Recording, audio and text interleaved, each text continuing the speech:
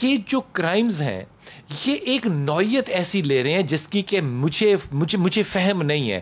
ہتھوڑا group آتا تھا, وہ مارتا تھا, ان کے اپنے مقاصد تھے, وہ رشتہ داری میں نہیں تھے. اب بیٹیاں باپوں کو قتل کر کے ان کی قبروں پہ چادریں ڈال کے 15 دن سوئی رہتی ہیں, کوئی پوچھنے والا نہیں ہے, اور پھر ندامت نہیں. یہ جو تبدیلی اتنی آ رہی ہے اس میں کہیں میں اور آپ بھی ذمہ دار ہیں؟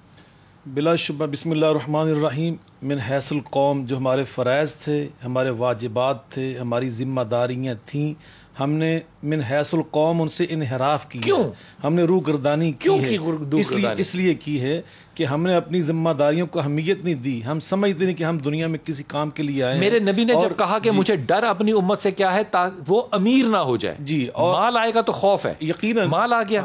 الحاکم التکاثر, التکاثر نے ہمیں غافل کر دیا نا ہماری ذمہ داریوں سے. قرآن پاک میں اللہ تعالیٰ نے یہ نشاندہی فرمائی, یا ایھا الانسان ما غرک بربک الکریم. ہم رب کریم کی جو فرائض تھے ہمارے اوپر آئے تھے, ہم نے ان کو فراموش کر دیا. تو جن پہ وہ فرائض آئے نہیں تھے انہوں نے کیوں نہیں روگردانی کی؟ کون سے جو غیر مسلمان ہیں, جن تک پہنچے نہیں انہوں نے. میں عرض کرتا ہوں, سب سے پہلی بات یہ تھی کہ من حیث الامت مسلمہ, مسلمان قوم, ہم نے دنیا کی رہنمائی کا فریضہ انجام دینا تھا. تبلیغ ہمارا ذمہ تھا. جی, تبلیغ کا مطلب ہے کہ لوگوں کی اصلاح کرنا, ان کی تربیت کرنا, ان کو سیدھا راستہ دکھانا. یہ جو واقعات ہم ان سے ان کو بچانا تھا.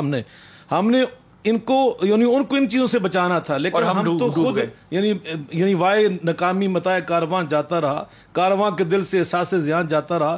ہم تو اپنی ذمہ داریوں سے غافل ہوئے. دیکھیں, والدین کا فرض تھا کہ اپنی اولاد کی اچھی تربیت کرتے, اور اس طرح گورنمنٹ کی ذمہ داری تھی کہ وہ ایسے ادارے قائم کرتی کہ جہاں پر کردار سازی ہوتی, تعمیر انسانیت ہوتی. کسی نے یہ کام نہیں کیا صحیح طور پر, سب نے اس سے غفلت کی ہے. اس کے بعد دیکھیں نتیجے یہ نکلے جو ہمارے سامنے, کہ بیٹی کو جو شرم و حیا والدین نے سکھانی تھی وہ اس سے غافل رہے. نتیجہ شرم و حیا بیٹی کو کیسے پتہ چلے گی جب والدہ خود ساتھ ہے؟ میں وہی, اس جرم میں وہ شامل ہے. اس نے تربیت کرنی تھی. ماں یعنی جس طرح دیکھیں نا, عربی میں کہتے ہیں الولد سر لابیہ, ماں پہ دی پتا پہ گھوڑا, بودا نہیں پر تھوڑا تھوڑا. جیسا باپ ہوتا ہے نا ویسی اولاد ہوتی ہے, جیسی ماں ہوتی ہے ویسی اولاد ہوتی ہے. قرآن پاک میں اللہ نے اس لیے فرمایا نا, والذین یقولون ربنا هب لنا من ازواجنا وذریاتنا قرۃ اعین واجعلنا للمتقین اماما. یا اللہ ہماری اولاد کو ایسا بنا, کردار اخلاق والا, ان کے اخلاق اور کردار کو دیکھ کر ہماری آنکھیں ٹھنڈی ہوں. اگلا جملہ ہے نا وہ یہ ہے کہ وجعلنا للمتقین اماما, ہمیں ان کے لیے رہنما بنا, ہمیں ان کے امام بنا, ہمیں دیکھ کر ہماری اولاد نے ٹھیک ہونا تھا.